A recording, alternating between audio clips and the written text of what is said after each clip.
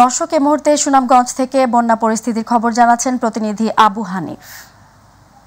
টানা বর্ষণ ও পাহাড়ি ডলে সুনামগঞ্জের সবকটি নদ নদীর পানি সহ হাওরের পানিগুলো কিন্তু এখনো বিপদসীমার উপর দিয়ে প্রবাহিত হচ্ছে। গত 24 ঘন্টায় যদিও 16 মিটার পানি কিন্তু সুরমা নদীতে কমেছে, তারপরেও কিন্তু এখন পর্যন্ত বিপদসীমার উপর দিয়ে কিন্তু প্রবাহিত হচ্ছে এবং সকাল থেকেই কিন্তু বৃষ্টিপাত অব্যাহত রয়েছে।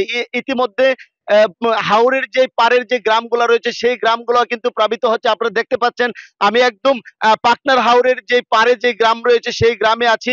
আপনারা দেখতে পাচ্ছেন এই যে গ্রামগুলো কিন্তু প্লাবিত হয়েছে। তবে জেলা প্রশাসকের পক্ষ থেকে কিন্তু দেখা যাচ্ছে যে তারা 531টি আশ্রয় কেন্দ্র কিন্তু খুলেছে। এর মধ্যে প্রায় 10,000 মানুষ কিন্তু আশ্রয় কেন্দ্রগুলোতে আশ্রয় নিয়েছে। তাদেরকে কিন্তু শুকনো খাবারের পাশাপাশি তাদেরকে কিন্তু রান্না করে খিচুড়িও কিন্তু এইভাবে দেওয়া হচ্ছে।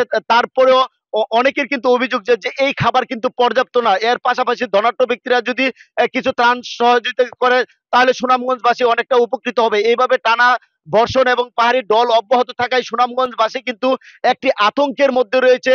গত 2022 সালের যে বন্যা ছিল সেই ভয়াবহ বন্যাকে কিন্তু এখনো সুনামগঞ্জবাসী কিন্তু তাদের যে একটি ভয় সেই ভয় কিন্তু এখনো দূর হচ্ছে না। যার ফলে সুনামগঞ্জবাসী কিন্তু অনেকটা ভয়ের মধ্যে তারা রাত পার করছে। মানুষ ছুটাছুটি করছে আশ্রয় কেন্দ্রের দিকে। তো এই ছিল এখন পর্যন্ত আমার কাছে সুনামগঞ্জের বন্যার সর্বশেষ।